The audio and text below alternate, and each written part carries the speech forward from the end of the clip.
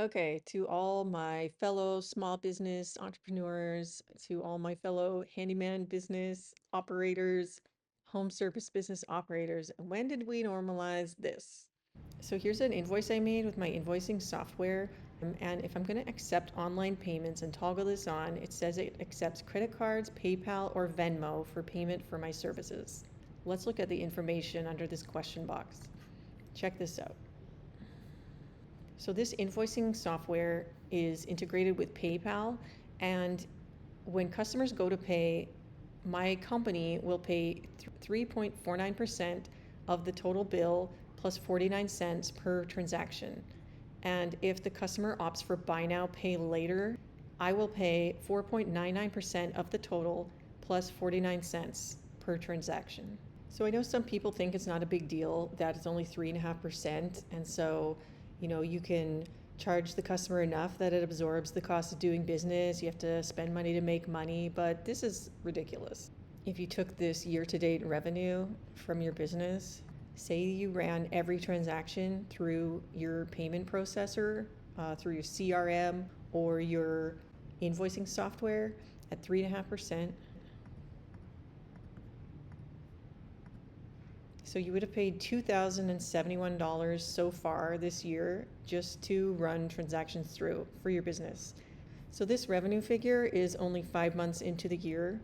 And so 59,178 divided by 5. So that's an average of 11,835 a month. If this was your year-to-date revenue for May, you would have paid $414 a month in payment processing fees if you allowed your invoicing software to collect all of your payments from your customers. So that really begs the question then, what could your business do with $414 more a month? Or what could you do with $414 more profit every month? Well, I wanted to think about what I could do with that money instead of giving it to PayPal or Joist or one of these multi-billion-dollar companies, and here's what I came up with.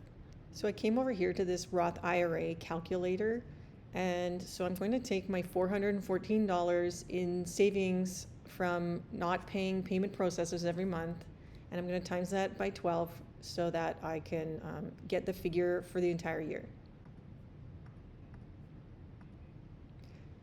So if I had stayed on the same revenue track, then I would have paid about $4,970 for the year in payment processing fees. So instead of paying that to PayPal, I'm going to go ahead and say that for all of my invoices, I accepted cash or check and paid no fees, and took this money and invested it into my Roth IRA instead.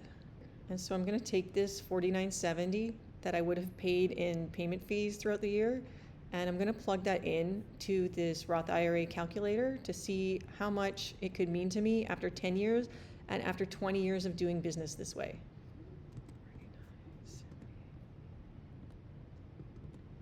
So we're starting with a balance of $49.70 from our first year of savings, and then we're going to add another $49.70 every year for 10 years from age 40 to age 50. Let's plug in a number like 9%. That's a estimated annual return average over the 10 years. And as you can see, the balance after 10 years would be $94,000 that belongs to you instead of to PayPal. Now let me show you how you're buying PayPal, a house, or a condo in Florida paid in full after 20 years. Let's change our retirement age to 60. So we're running from 40 to age 60, 9%, and here's our savings. Here. So over a 20-year career in our business, we would have saved $305,000 that we could have invested for our future, but instead we gave it away to these payment processors. And imagine how much it would be if you did all of these payments through that 4.99% buy now, pay later offer that they had. Maybe we should check it out. Let's look. Okay, so we would have paid $7,087 for the year to the payment processor. Now let's go back to our IRA calculator. Well, we'll make it 7,000 because you can only put in 7,000. That's right. There's a limit. Let's look at after 10 years from age 40 to 50. So if you had brought that $7,000 home and invested it in a Roth IRA every year, instead of sending it to PayPal, you would have $132,000 after 10 years at an average rate of return of 9%. Now let's check 20 years. So after 20 years, you've essentially bought PayPal a house, paid in full at your expense. And imagine what you could have done with this money. How could this have benefited your family? So when people say things like, well, I'll just add on some money and pass the costs along to the customer, that is, in a sense, a way of just finding a way to give money to PayPal. So I understand it is a general saying that people say there's a cost to doing business, and that is true. But I think we always need to, as small business owners, be looking for those areas of waste. And to me, this is one of the biggest areas of waste that I try to avoid, because I don't want to charge my customers more so that I can buy PayPal another house or another multi-million-dollar property on the sea in Miami. So next time you're tempted to run all your payments through your customer management software because it's easier or it's faster, you need to think about this cost to you.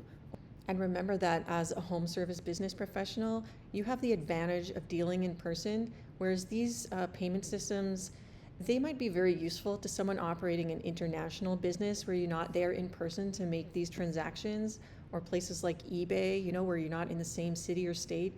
But if you're operating a business where you're coming face to face with your customer, don't lose that opportunity to deal in cash or check or a free method of payment. Because at the end of the day, we're in this business to find success for ourselves and for our family, and not to support multi-billion-dollar corporations. So everything I talk about on this channel is geared towards small business owners like me. And so if you found this video helpful, definitely check out some of my other videos and subscribe to the channel by clicking below. Have a great day. Bye.